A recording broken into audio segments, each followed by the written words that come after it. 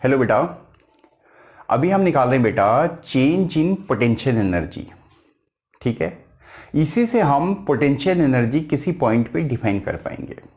ठीक है, तो जो हम पोटेंशियल एनर्जी किसी पॉइंट पे बोलते हैं या किसी लोकेशन में बोलते हैं, तो रियलिटी में वो क्या होता है बेटा, चेंज इन पोटेंशियल एनर्जी निकालते हैं हम। ठीक है, कहीं ना कहीं हमने रेफरेंस लिया होता है। ठीक है, जनरली रेफरेंस हमारा इन्फिनिटी पे होता है। ठीक है, इन्फिनिटी पे हम पोटेंशियल एनर्जी को जीरो मान लेते हैं। ठीक है, नहीं भी मान सकते हैं। ठीक है, बट जनरली मान लेते हैं। ठीक है, तो किसी भी पॉइंट पे जो हम पोटेंशियल एनर्जी निकालते हैं वो हम क्या निकालते हैं बेटा, चेंज निकालते हैं। ठीक है, तो इसको निकालने का सबसे पहले मैथमेटिकल फॉर्मूले को देखते हैं, फिर उसके बाद लिटरेचर का जो उसकी डेफिनेशन है उसको समझाता हूं। ठीक है, इसकी डेरिवेशन में बेटा हम एक कंसेप्ट इस्तेमाल करते हैं, वो ये करते हैं, change in internal energy, change in internal energy is equal to your negative of the work done by internal forces. ठीक है, क्लियर है? यानी change in potential energy is equal to your negative of the work done by internal forces. ठीक है, इस mathematical equation का इस्तेमाल हम इसकी डेरिवेशन में करेंगे। ठीक है, अब ग्रेविटेशनल पोटेंशियल एनर्जी का लिटरेचर वाला जो डेफिनेशन है, यानी अगर हम उसे शब्दों में बयान करें या शब्दों में बोलें तो वो डेफिनेशन क्या है बेटा। ठीक है, पहले इसको समझो क्या क्या कहना चाह रहा हूं। ठीक है, वो ये है कि सपोज, पहले सिनेरियो देखो, सपोज हमारे पास एक मास m है। ठीक है, और इस मास की एक लोकेशन है, मान लीजिए ये लोकेशन है, एक लोकेशन r लोकेशन है, ये r लोकेशन है। हम किसी मास m का, कोई मास m यहां पे प्रेजेंट है। ठीक है, तो अब इन दो सिस्टम का ग्रेविटेशनल पोटेंशियल एनर्जी क्या होगा, सिस्टम का होगा। ये ग्रेविटेशनल पोटेंशियल एनर्जी कभी भी सिंगल मास का नहीं होता है, दो मास का होता है, कम से कम दो मास का होना चाहिए। ठीक है, तो क्या मतलब हुआ इसका, इसका मतलब ये हुआ बेटा कि पहले ये वाला मास कहां था, इनफाइनाइट पे था। ठीक है, अब इनफाइनाइट से इस मास को लाए हम। ठीक है, धीरे धीरे लाना है, विदाउट एक्सेलरेशन लाना है। ठीक है, यानी स्लोली लाना है, विदाउट एक्सेलरेशन लाना है, स्लोली लाना है। ठीक है, तो हम इनफाइनाइट से लाए और यहां पे लाए एट ए पोजीशन वेक्टर r। तो इसमें हमारा कुछ वर्क डन हुआ होगा एक्सटर्नल एजेंट का। ठीक है, तो वो जो वर्क डन हुआ बेटा, उस वर्क डन को हम बोलेंगे ग्रेविटेशनल पोटेंशियल एनर्जी इस पॉइंट पे। ठीक है, क्लियर है? यानी वर्क डन जो एक्सटर्नल एजेंट के द्वारा हुआ। ठीक है बेटा, क्लियर है?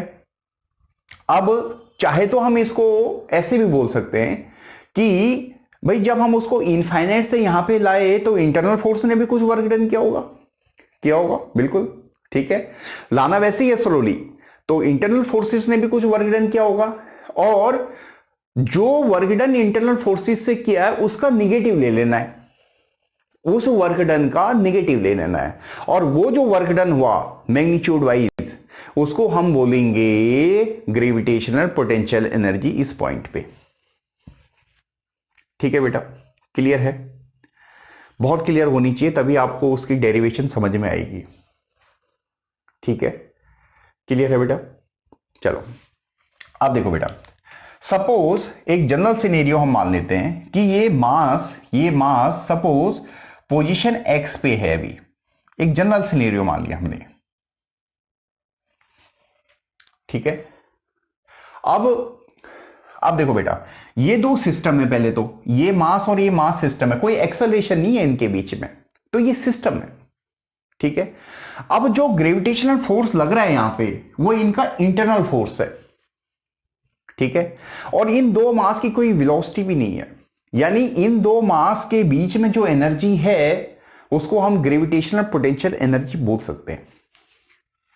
ठीक है, यानी जो इनकी इंटरनल एनर्जी है उसको हम ग्रेविटेशनल पोटेंशियल एनर्जी बोलेंगे, क्योंकि ये दो मास की कोई एक्सेलरेशन नहीं है, और जो इनकी वेलोसिटी है वो भी नेग्लिजिबल है, टेंड्स टू जीरो है जब हम इनको मूव कर रहे हैं तो। ठीक है, तो हम इस फॉर्मूले को इस्तेमाल यहां पे कर सकते हैं। ठीक है बेटा, क्लियर है? तो अब देखो बेटा, ये मास है, ठीक है, छोटा मास है, ये बड़ा मास है। ये बड़ा मास इसको क्या कर रहा होगा, खींच रहा होगा, ये छोटा मास भी उसको खींच रहा होगा। यस, बिल्कुल, ठीक है, ठीक है, क्लियर है? तो अभी आप इसको कंसीडर करो, ठीक है। तो इस मास पे एक फोर्स लग रहा होगा बेटा, एक छोटा सा फोर्स लग रहा होगा, और वो फोर्स लग रहा होगा gravitational force, that is your GMM upon x square, और ये लग रहा होगा बेटा इधर की साइड, ठीक है। ये वाला मास इसको अपनी तरफ खींच रहा है। ये क्लियर है बेटा? ठीक है, क्लियर है, ठीक है। अब देखो बेटा, अब हम क्या कर रहे हैं, इस मास को इंफिनिटी पे ले जा रहे हैं,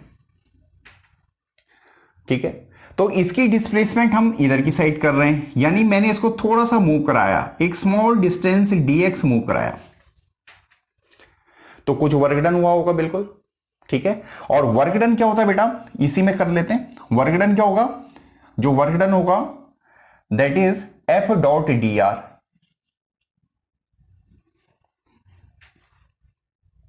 ठीक है।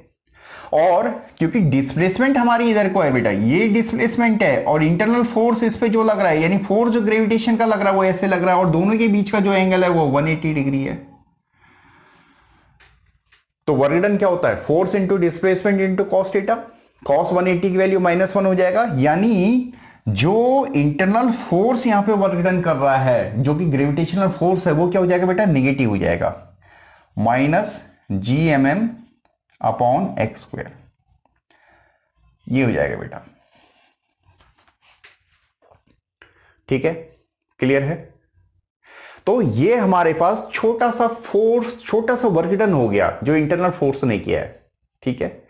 अब बेटा टोटल वर्क डन क्या होगा, टोटल वर्क डन, मान लिए टोटल वर्क डन हम इसको ऐसे बोल देते हैं, W1 से लेकर W2 तक,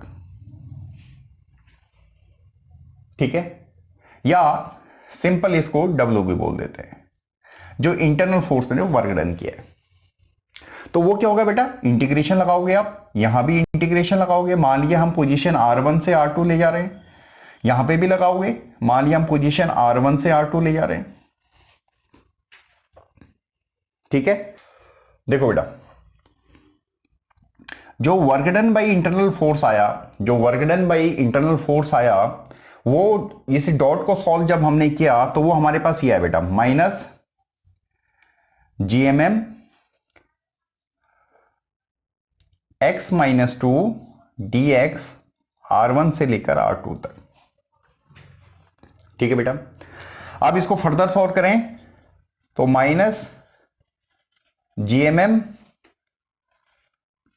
x-2 + 1 -2 + 1 R1 से लेकर R2 तक,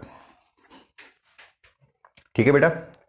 अब ये जो वर्क डन है ये फाइनली हमारे पास आएगा -GMM, ये आया बेटा -1/x R1 से लेकर R2 तक, R1 से लेकर R2 तक, ठीक है। और दैट इज जो फाइनल वर्क डन आया हमारे पास -GMM, पहले R2 की वैल्यू डालेंगे, -1/R2 + 1/R1, यह है बेटा, ठीक है, क्लियर है? अब देखो बेटा, अब इसको फर्दर सॉल्व करो।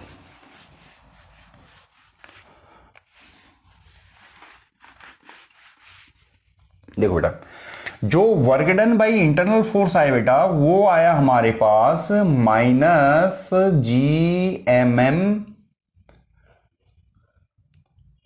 1/R2 + 1/R1, ये आया, ठीक है। और जो हमारी डेफिनेशन है बेटा, जो चेंज इन इंटरनल एनर्जी है, यानी जो यहां पे चेंज इन पोटेंशियल एनर्जी है, तो जो पोटेंशियल एनर्जी होगी बेटा, जो पोटेंशियल एनर्जी होगी वो क्या होगा, negative of the work done by internal forces, ठीक है। जो चेंज जो चेंज हमने निकाला, जो चेंज इन पोटेंशियल एनर्जी है, वो हमारा हो जाएगा negative of the work done by internal forces, that is GMM 1/R1 minus 1/R2। और यही हमारे पास फाइनल पोटेंशियल एनर्जी है बेटा, जिसको कि हम बोल देंगे UF माइनस UI। ये एक्सप्रेशन आ गया, ठीक है। इसको फर्दर इसी के साथ जोड़ देते हैं, that is GMM 1/R1 minus 1/R2। ठीक है बेटा। अब देखो बेटा, हम ऑब्जेक्ट को कहां से ला रहे हैं? इन्फिनिटिव से, ठीक है। यानी R1 की वैल्यू, अगर हम R1 की वैल्यू इन्फिनिटी पुट कर दें और R2 की वैल्यू R पुट कर दें, यानी हम ऑब्जेक्ट को इन्फिनिटी से ला रहे हैं पोजीशन R पे, और पोटेंशियल एनर्जी जो इनिशियल है, जो इन्फिनिटी पे है, उसको हमने जीरो मान लिया। ठीक है, क्लियर है। तो हमारे पास जो पोटेंशियल एनर्जी का फॉर्मूला आ गया, किसी भी प्लेस पे इन्फिनिटी वाला आपने जीरो मान लिया, किसी भी प्लेस पे जिसका पोजीशन वेक्टर R है, तो वो हमारे पास आ गया माइनस GMM/R। ये फाइनल एक्सप्रेशन आ गया बेटा, ठीक है। ये क्लियर है आपको? ठीक है। तो ग्रेविटेशनल पोटेंशियल एनर्जी की बहुत सिंपल डेरिवेशन कराई आपको।